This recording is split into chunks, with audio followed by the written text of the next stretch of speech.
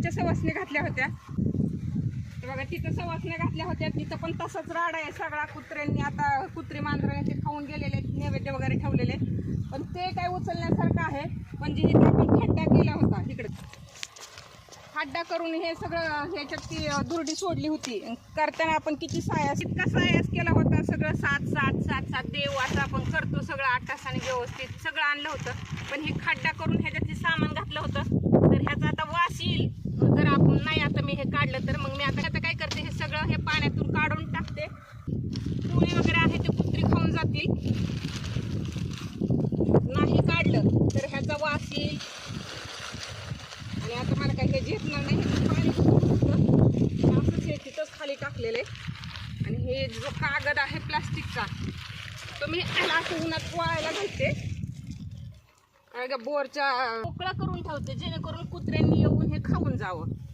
तर ह्याच्यात जी हळकुंड होती ना, त्या हळकुंड किती मोठी झाली ते दाखवते तुम्हाला. एक हळकुंड केवढं झाले बघा. वटीच्या सामानात हळकुंड घातलेलं, तर मला वाटतंय फक्त हळकुंड सुपारी वगैरे पण आहे.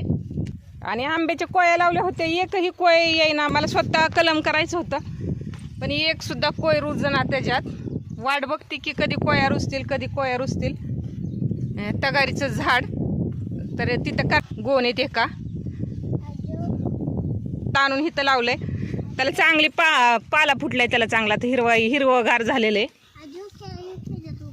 उगवलेलं नाहीये ते, गवत उगवलंय. बघ काय उगवले, गवत आहे ते काळी, हा गवत.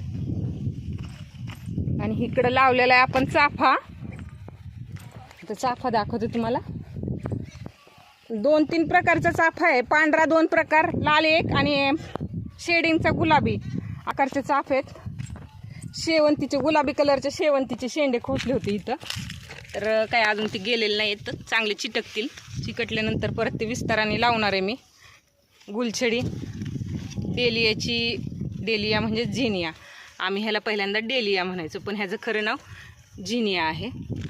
तर त्या झिनियाची रोपं मी लावलेली आहेत. आणि इथं खाली खडक असल्यामुळे एवढी काही झाडं व्यवस्थित येत नाही आहेत. ह्याला खाली माती पाहिजेत आधी. ही तिळाची उन्हाळ्यातच आलेली आहेत. चाफ्याला कळ्या आल्यात, पण मला वाटतं बहुतेक ह्याच्यावर रोग पडलं आहे. चिनी गुलाब,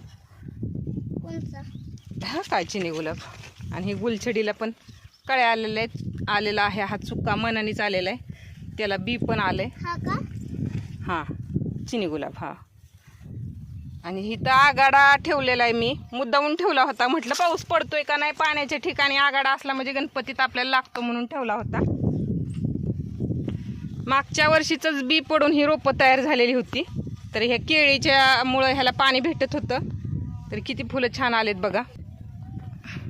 आणि इकडेने जे गवत उगवलं हे उपटण्यासारखं नाही. मी बाकीचं इकडचं काढलं होतं एकदा, पण ह्याच्यावर तणनाशकच फवारावं लागेल. केळी लावली आहे, गावरान केळी आहे. इथं शेवगा लावलेला आहे. आणि हा लाल चाफा आहे. इथं एक शेवगा आहे, पण हा शेवगा उपटून टाकणार आहे.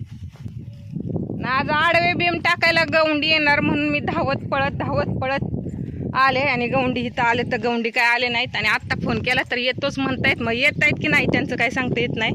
आणि हे आवळ्याचं झाड आहे बघा. बी आपला आवळा घरात खाऊन त्याचं बी टाकलेलं, त्याच्यापासून तयार केलेलं रोप आहे हे. आणि अंजीर पण घरच्या दारातल्या झाडाचं फांदीपासून तयार केलेलं रोप आहे. तर हर्बल लाईफच्या छोट्या डब्यात होतं, तर त्यात त्याला काही पाण्याचा चान्स भेटत नव्हता. तर बघा आता किती सुंदर फुटले, मस्त एक त्याला फांदी नवीन फुटलेली आहे. आणि इथं लिंबुनी लावली.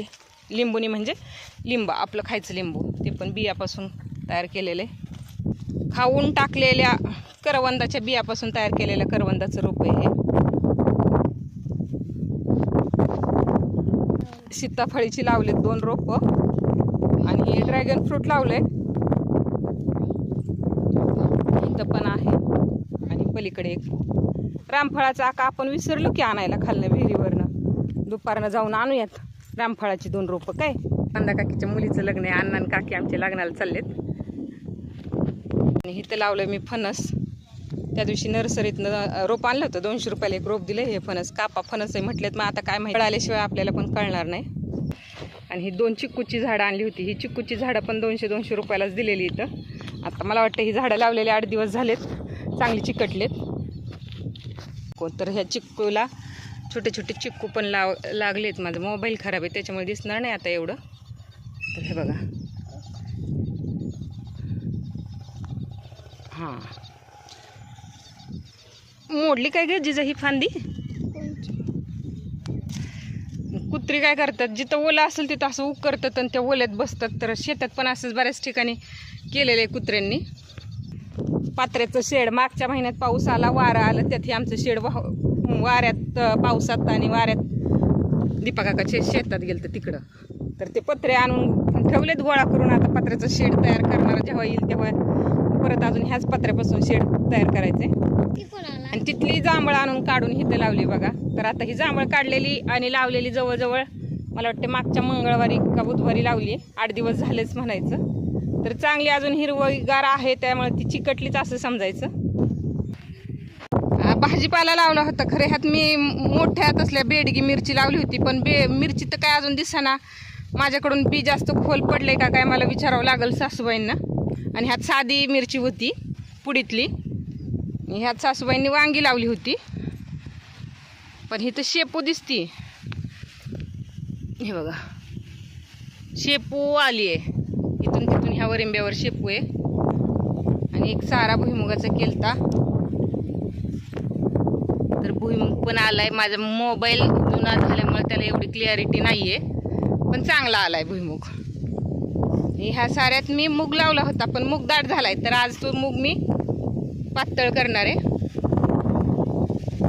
इथं तीळ टाकलेत. खरं तर तीळ पावसाळ्यात नसतात, मला आमची सोनी म्हणली, आई म्हणली. पण एक प्रयोग म्हणून केलंय, कारण ह्या वर्षी माझे तीळ नव्हते मला, म्हणून आलं झाले थोडेफार तर तेवढेच होतील म्हणून. आणि इथं आपला उडीद आहे थोडासा, आणि उडीद आणि तूर आहे. तर ही तुरीची लाईन आहे.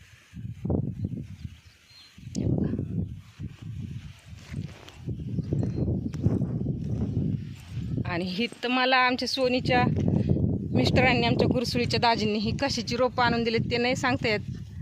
फ्लावर, कोबी अशीच काहीतरी आहेत.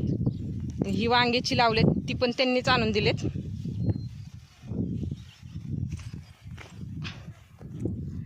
ही रोपं आता आमचे सोनी अशी म्हणते की ह्याला आका वरखत घातल्याशिवाय हे येत नाही. पण आमचा बाप्पू म्हणजे माझा भाऊ म्हणतो, किडकं येऊ देत, 2 तुकडं करून खा, पण वरखत घालू नको. कारण वरखत म्हणजे युरिया वगैरे हे शरीराला चांगलं नसतं.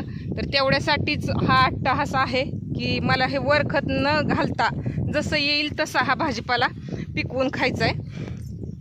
तर बघा, हा इथं मेथी लावलेली आहे, थोडीशीच मेथी लावली आहे. आणि पलीकडं धनेत, मेथीच्या पलीकडं धनेत, ते पण उगून आलेत. इथं राजगिरा आहे, राजगिरीची भाजी एकदम छोटीशी. आता दिसते का नाही मोबाईलमध्ये नाही सांगता येत मला. राजगिरीची भाजी उगून आली आहे. पलीकडं राजगिऱ्याच्या मागं गवार आहे. इथं ढोबळी मिरची आहे.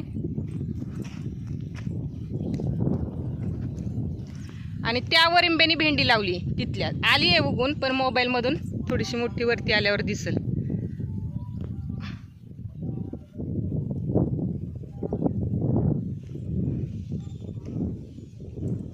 ही साधी मिरची आहे.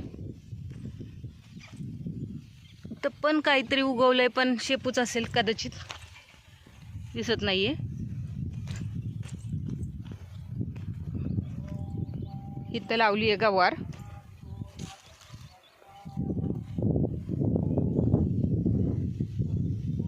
मुळा लावलाय हा वरिंब्यानी.